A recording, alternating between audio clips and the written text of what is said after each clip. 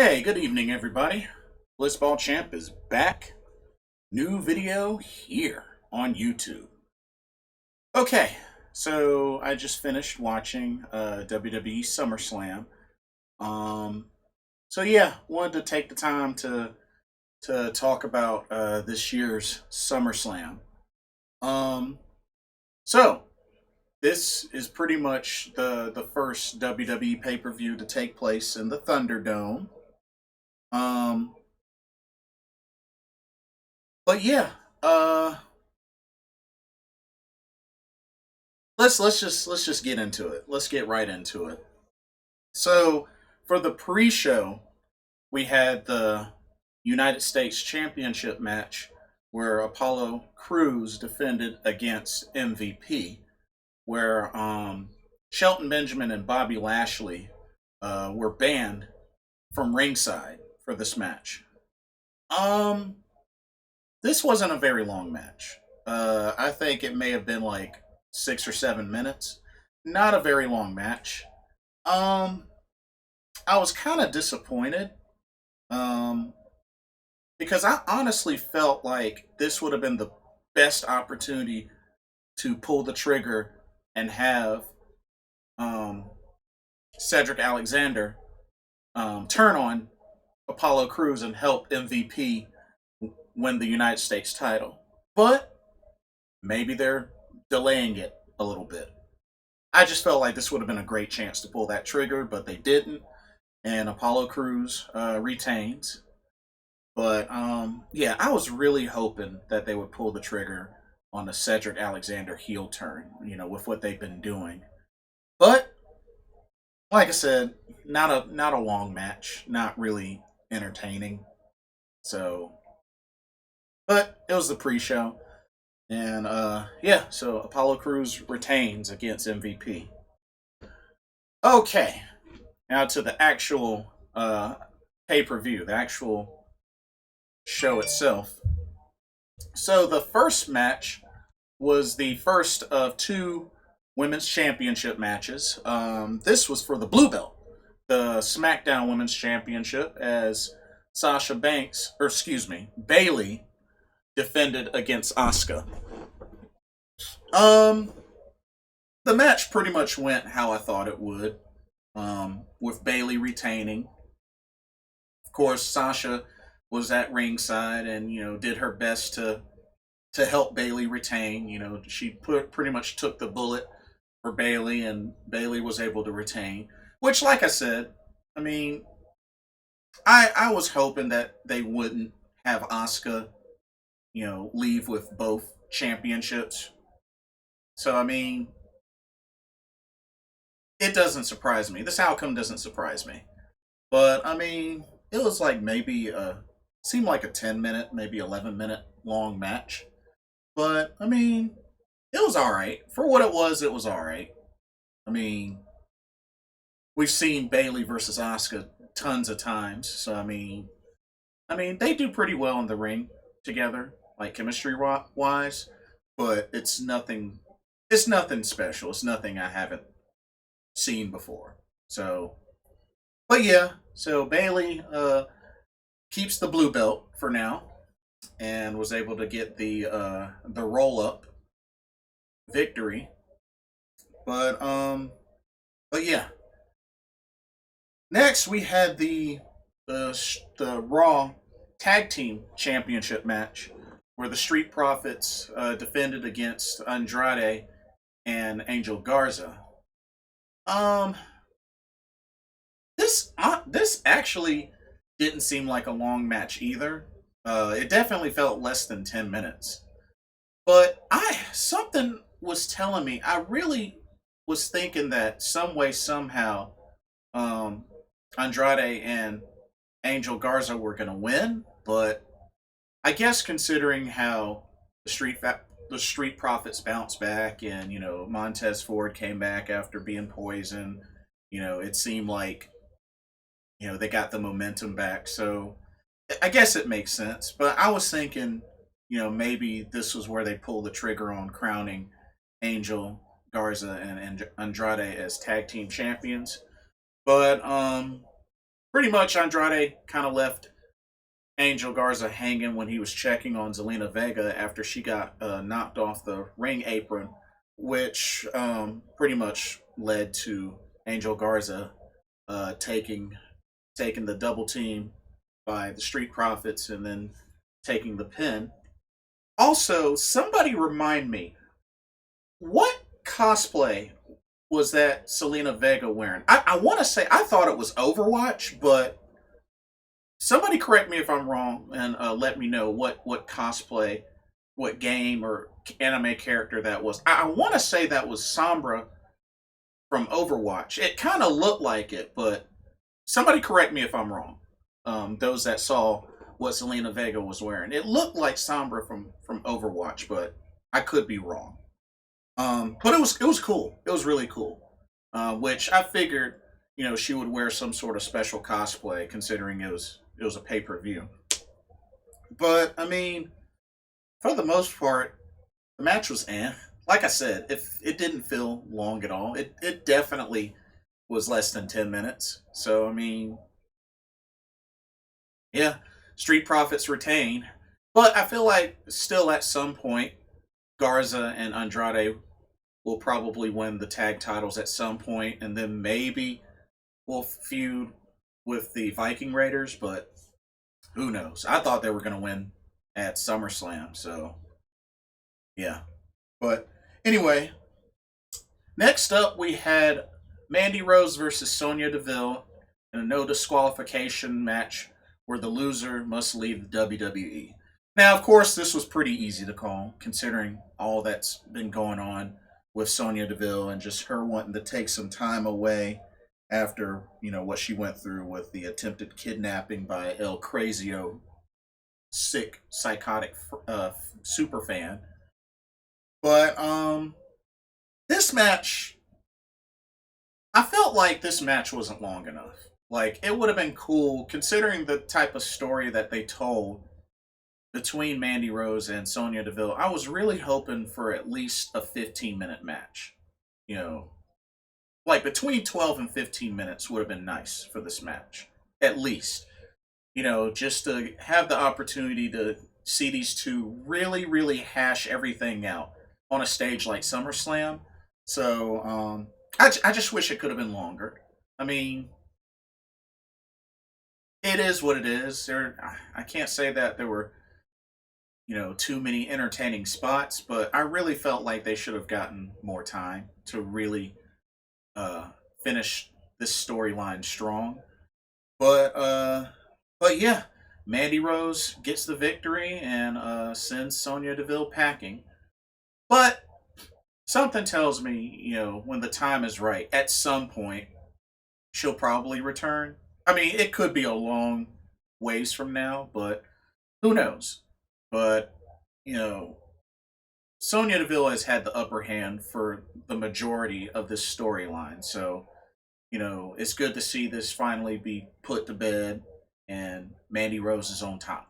So, like I said, very predictable outcome due to everything that had went down. So yeah, Mandy Rose with the victory. Sonya Deville leaves WWE. Not surprised. Pretty predictable. Um, Next up we had the street fight between Seth Rollins and Dominic Mysterio. Dominic Mysterio making his WWE debut by having his first match at SummerSlam against Seth Rollins. Um, Another sort of similar situation to Pat McAfee versus Adam Cole, to be honest. But I will say this: Dominic Mysterio, he had some really good spots. You could definitely see his father in him. So that was pretty neat. But it was a pretty long match. They gave them plenty of time. They gave them plenty of time. Got the Mysterio family involved. Murphy was involved. I was kind of thinking there was a chance Aleister Black might have returned and gotten involved, but because of the fact that it sounds like they're reworking his character, not reworking, repackaging his character supposedly, that maybe not.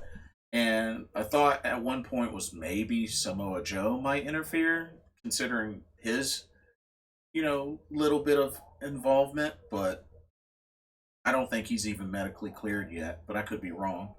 But I mean, they gave these two plenty of time. Seth Rollins did his thing. Mama Mysterio even made an appearance, which Mama Mysterio looks like she's built. It's like, dang, it was like she was bigger than Rey Mysterio. But Dominic did pretty good. He did pretty good. Um, saw some high flying, saw some good spots, and it'll be interesting to see how he'll evolve since this. But one thing's for sure, he's getting paid. For having this first match at SummerSlam, he's getting paid. But ultimately, Seth Rollins does get the victory. Um, beat the mess out of Dominic Mysterio, and Rey Mysterio got handcuffed. But um, I originally thought this was like how they were possibly going to write off Seth Rollins, but not just yet. Not just yet. I think it's only a matter of time. Because supposedly, I think the idea is maybe do something to write him off around maybe late September, October. Because he's got to get prepared for the birth of his child with Becky Lynch, and if I remember correctly, Becky Lynch is due in December. I think the word was. So Seth's going to be taking some time off eventually. It just they didn't pull the trigger yet, but I'm pretty sure he's going to get written off within 1 to 3 months. So we'll see. We'll see what develops after this. How this storyline goes, with Seth Rollins getting the victory again. So he gets the victory over Rey Mysterio at Extreme Rules, and gets the victory over Dominic Mysterio at SummerSlam. So we'll see how what happens next. But that probably might have been the longest match of the night, or maybe close. I mean, we'll get more further into it.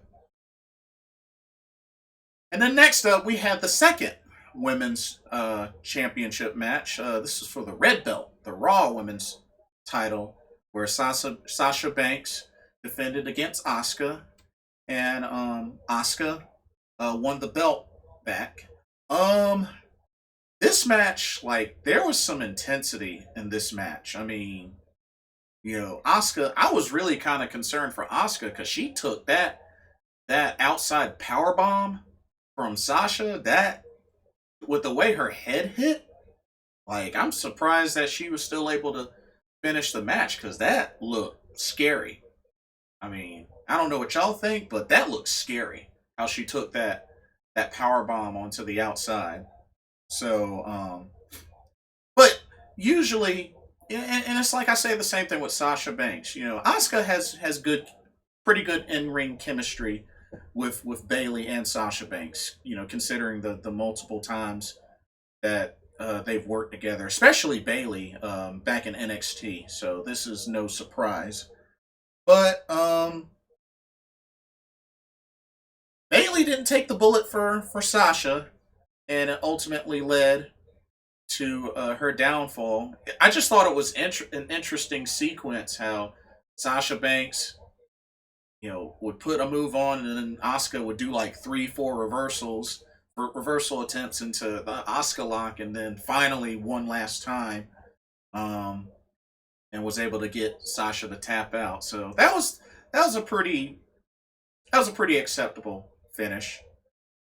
But yeah, so Asuka's now a 2-time Raw Women's Champion. Um, I guess it's safe to say she pretty much got her revenge for Kairi Sane. She got the red belt back. So I guess it looks like we're gonna eventually see Shayna Baszler back in the mix, feuding with Asuka for the red belt.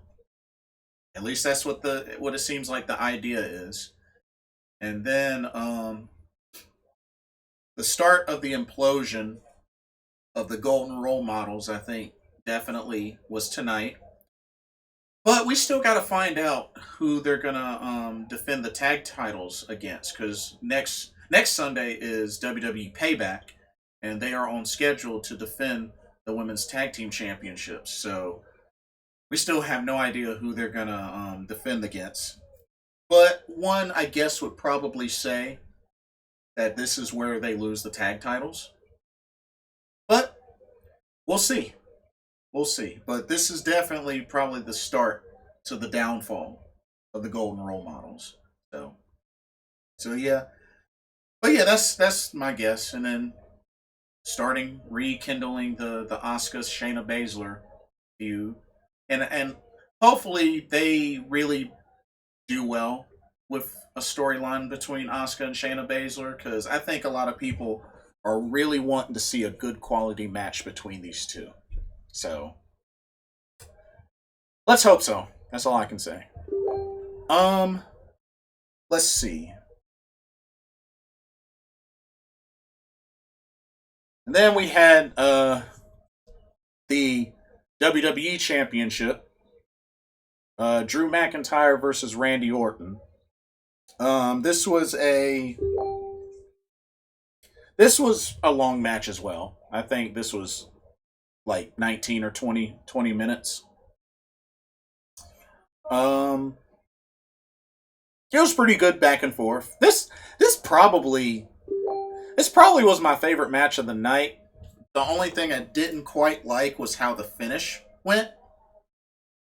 You know, Drew McIntyre got a backslide pin on Randy Orton to retain the title.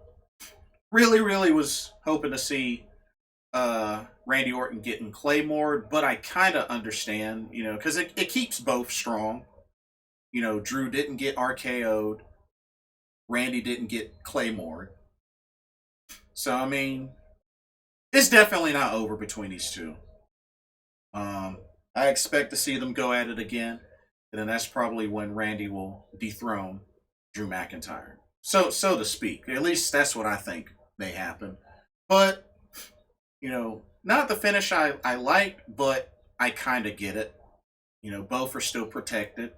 Neither one of them got hit by their finishers, so it's cool. It's fair, but it goes back and forth. These two worked pretty well together. Um, but like I said, this was pretty much my favorite match out of all of them. So I can't rag on it too much.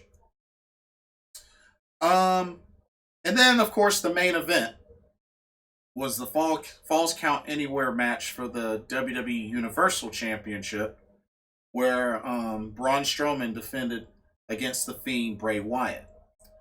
Uh, to be honest, this match definitely wasn't as long as it could have been, and you know took a couple of Sister Abigails, you know, to the exposed wooden ring for the Fiend to get his belt back. Of course, we all remember he had lost the title to Goldberg, who then lost it to Braun Strowman.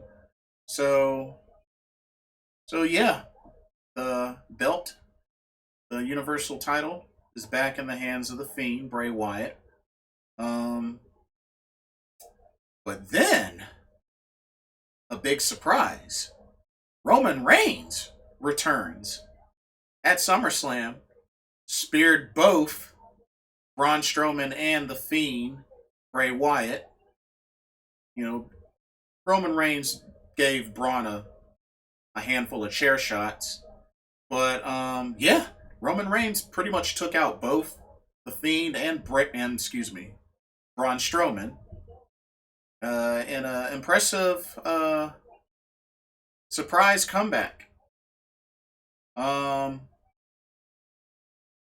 it seems like maybe he's returning as a heel per se, But we'll see what happens.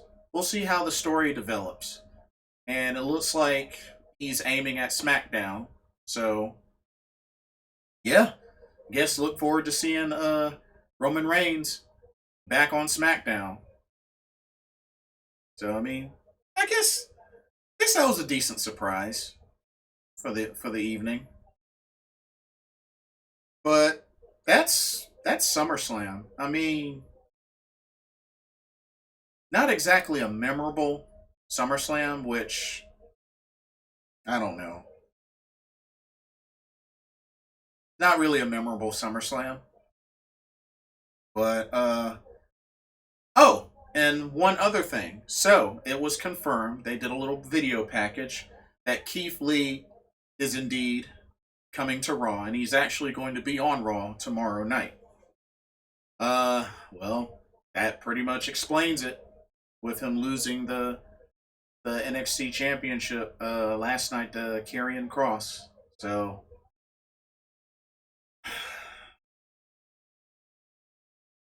I'm really not gonna hold my breath on how Keith Lee does on the main roster. I know there's a lot of interest on Keith Lee and Brock Lesnar going at it, maybe at WrestleMania or a big pay per view. Keith Lee and Roman Reigns going at it at some point in the future. Um, I would love to see Keith Lee, Kevin Owens personally. Um, but I guess we'll just have to wait and see. But I don't have high hopes for Keith Lee on the main roster because, like I said, they got a bad history with how they book NXT call ups. But supposedly, a friend was telling me, supposedly Vince is high up on Keith Lee. So we'll see. We'll see. But I'm not gonna hold my breath. I'm not gonna hold my breath. But but yeah, uh, that's pretty much all that I have. I mean, like I said, most most of most of tonight was pretty predictable.